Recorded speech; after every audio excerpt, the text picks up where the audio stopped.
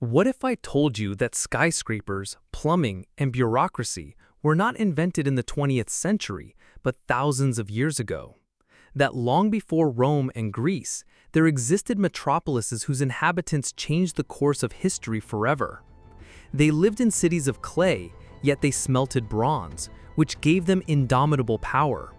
They had no paper, but they created the world's first writing system.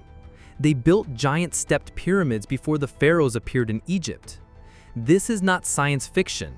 This is the dawn of our civilization. In this video, you will learn how hunters and gatherers brought about the greatest revolution in history by creating the first cities, why Sumer is called the birthplace not only of cities, but also of kings, laws, and even the wheel. We will look inside the homes of its inhabitants and uncover the secrets of their power. And most importantly, we will touch upon the greatest mystery of antiquity, the Indus Valley Civilization. Why were there perfectly planned cities with sewage and water systems abandoned?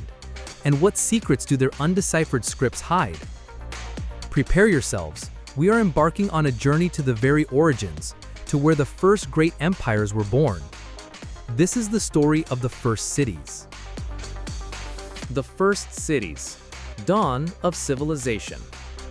The very first settlements with urban features arose in antiquity in the Near East, in Mesopotamia, and in the Indus Valley, where the fertility of the riverine lands fostered the development of both cultures. These cities were a tremendous human achievement. They became the cradle of the first great civilizations. Before cities could be born, humans had to learn a sedentary way of life. This happened about 10 to 12,000 years ago across a wide expanse from modern-day Turkey to Iran. Until then, the tribes inhabiting these territories were hunters and gatherers. But as they transitioned to agriculture and animal husbandry, they began to live in small communities, growing grains and raising livestock. Their settlements were a far cry from cities in the Mesopotamian sense of the word. After all, a city is not just a large settlement. It is a concentration of artisans, merchants, priests, officials, and warriors. In short, population groups not directly involved in food production. For such a center to exist, farmers had to produce a surplus of food, providing for the nascent civilization. Nevertheless, it is surprising that large agglomerations formed so early. The city known in the Bible as Jericho was a permanent settlement long before the 8th millennium BC. And the settlement of Çatalhöyük in modern-day Turkey, which contemporary scholars often call a proto-city due to its lack of centralized administration and public buildings, flourished approximately between 7500 and 6400 BC. Unfortunately, our knowledge of them is limited to archaeological data, as true writing was invented much later, between the 4th and 3rd millennium BC in Sumer. Sumer, the birthplace of cities and writing. Frequently flooded by the waters of the Tigris and Euphrates, the lands of Sumer began to yield rich harvests only after the swamps were drained and irrigation canals were built. Sumerian agriculture was alternately threatened by droughts and floods, so irrigation and water management, as shown by clay maps of temple estates from Nippur, were vitally important for the economy and the very existence of Sumerian cities. Sumer was soon divided into independent city-states, the walled cities of Ur, Uruk, Kish, Lagash, and Nippur. Each served as a capital for the surrounding settlements. Buildings were constructed from mud brick. A typical two-story house in Ur, with its rooms arranged around the paved courtyard, serves as an example of such a dwelling. Although Sumer is often called a civilization of clay and reed, its achievements in metallurgy were no less impressive and largely defined its power. Sumerian masters were among the first in the world to master the technology of casting copper and then bronze, an alloy of copper and tin. It was bronze that gave Sumerian warriors a decisive advantage. It was used to make durable helmets, spearheads, and axe blades. Control over the trade routes that brought copper and tin to Mesopotamia became a key factor in the struggle for hegemony among the city-states. The center of urban life was the temple, dedicated to the city's patron god. Ziggurats, massive stepped towers, were erected around it. A striking example is the ziggurat built in around 2100 BC in honor of the moon god Nana. This structure reached a height of about 21 meters. The priests of Sumer held enormous influence, but were not all-powerful. It was here that the first monarchies and the first law codes, such as the Code of King Namu, emerged in history. Sumer also gave humanity the wheel, the potter's wheel, and writing. Beginning with simple economic records using pictographic script, the Sumerians gradually developed cuneiform.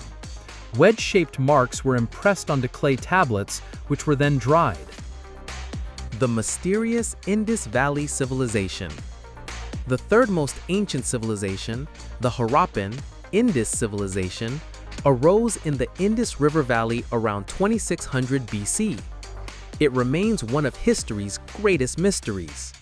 What is left of it are the ruins of the city-states of Mohenjo-Daro and Harappa, traces of seaports, and artifacts such as a stone sculpture depicting what is evidently a deity or a priest-king. But its script, consisting of short inscriptions on seals and pottery, has yet to be deciphered, despite all the efforts of linguists and the application of computer analysis. The cities of the Indus Valley are astonishing in their planning.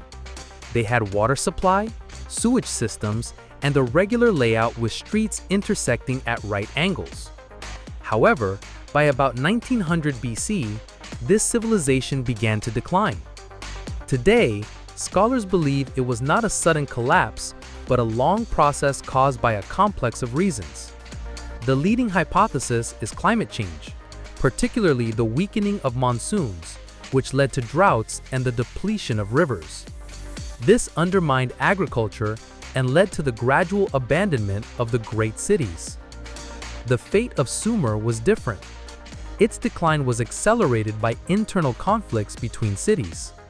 Around 2000 BC, after the fall of the third dynasty of under the onslaught of the Amorites and Elamites, the Sumerian civilization was absorbed by a younger and more powerful state, Babylonia. Key dates: circa 10,000 to 3500 BC, the Neolithic Age, Late Stone Age, the beginning of agriculture, animal domestication, and pottery making. Circa 8000 BC, one of the earliest permanent settlements is founded in Jericho, Palestine, Israel.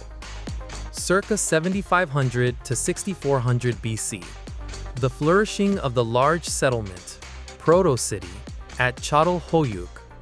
Circa 3500 BC, the beginning of the Bronze Age, the first sedentary urban-type settlements in Sumer. Circa 2600 BC, the founding of the Indus Valley Civilization, Harappan Civilization. Circa 2500 BC, the flourishing of the first dynasty of in Sumer, creation of the royal tombs. Circa 2350 BC, the conquest of Sumer by the Akkadian Empire under King Sargon. Circa 2230 BC, Sumer is invaded by the Gutian tribes. Circa 2100 BC, the third dynasty of is founded, marking the Sumerian Renaissance. Circa 2000 to 1900 BC, the fall of the Sumerian civilization under the onslaught of the Amorites. Its culture becomes part of the Babylonian. The beginning of the decline of the Indus Valley Civilization. The first cities were not just a collection of houses, they were true crucibles in which history itself was forged, giving birth to writing, laws, technologies, and empires. Sumer laid the foundation upon which subsequent civilizations grew, while the Indus Valley left us a grand mystery. And what do you think? Which of these civilizations made a greater, albeit different, contribution to history? The warlike and inventive Sumer, whose legacy we can study, or the mysterious Harappa, which demonstrated an incredible level of urban planning but took its secrets with it?